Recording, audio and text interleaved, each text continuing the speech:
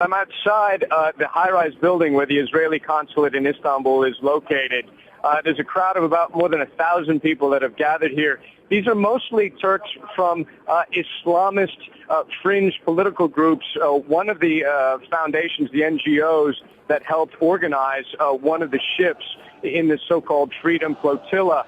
And we've heard them chanting prayers. Some of them are waving flags of the Lebanese militant group Hezbollah and chanting during the prayers, "Death to Israel," and "May God help us get our revenge."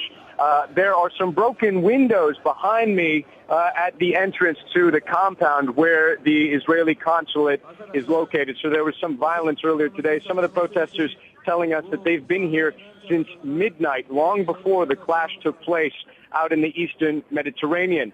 Now, beyond this group, the Turkish Foreign Ministry has been very critical of the action that took place out there, condemning it, summoning the Israeli Foreign Minister, ambassador rather, to the Turkish Foreign Ministry and calling this an inhuman act that could have irreparable damage to Turkish-Israeli relations. And it's very important to know that these two Middle Eastern countries were once very close strategic allies in this region, economic ties, intelligence ties, military ties, and their relationship has suffered over the course of the past 2 years.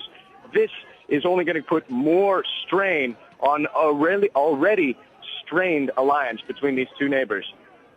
Don? Ivan, what was Turkey's involvement in this flotilla? The government says there was no official government involvement. However, one prominent non-governmental organization here that goes by the acronym IHH, the Humanitarian Relief Foundation, which is very active in pro-Palestinian causes, it helped charter one of the 6 ships that went out there, the Mavi Marmara, which the organizers tell us had more than 500 passengers on board. They say it was carrying humanitarian supplies, no weapons. They say they were trying to carry electrical and medical equipment for an orphanage that they help run in the Gaza Strip. They say their last contact with the ship was at 5 a.m. local time when it was still in international waters, and they were told that Israeli commandos and helicopters and from boats were boarding the ship and using live bullets and bombs and clashing with the people on board that ship. Since then, they say they have had no communication with the people on board that ship.